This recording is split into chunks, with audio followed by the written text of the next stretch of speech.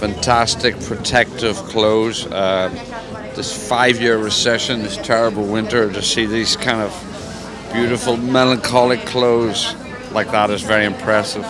The background, you know, the leafless trees in winter, the way the models held the bags. You know, there was a sad air about it, but very beautiful. It was more austere than normal. It was quite masculine fabrics, wide trousers, but always with a feminine touch. So you had, you had those peplums on the bottoms of tunics, and the cutting of the skirts was flirty at the bottom. The way it was cut. There's a real tension at Marni between not being sexy. It's not sexy, but it is quite feminine. It's a strange paradox.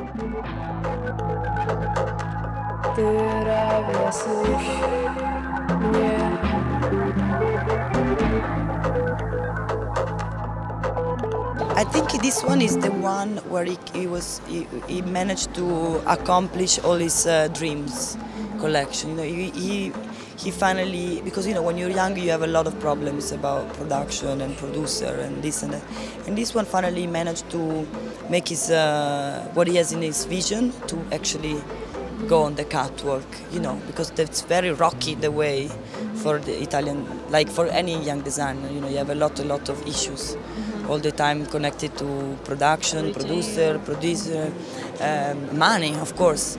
And so I think step by step it was been growing and growing and growing.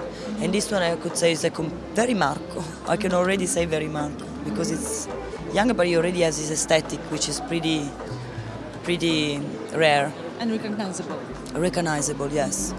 You know, it's good. It's really good. Like it's a young, fresh blood for Italian fashion that we absolutely need. Well, I think he's trying to do a lot of interesting things with fabric, and the sort of multicolored holographic lurex pieces with the over embroidery looked very cool. I also thought that what he was doing with shearling and alpaca fur seemed quite interesting. We've been seeing so many furs in Milan this week, and they're often quite luxe and over the top. And I think that his sort of natural colored shearling with the black leather feels young and fresh and like the right thing for him to do as a young designer. It's all about Italy because it's all made in Italy, and I discovered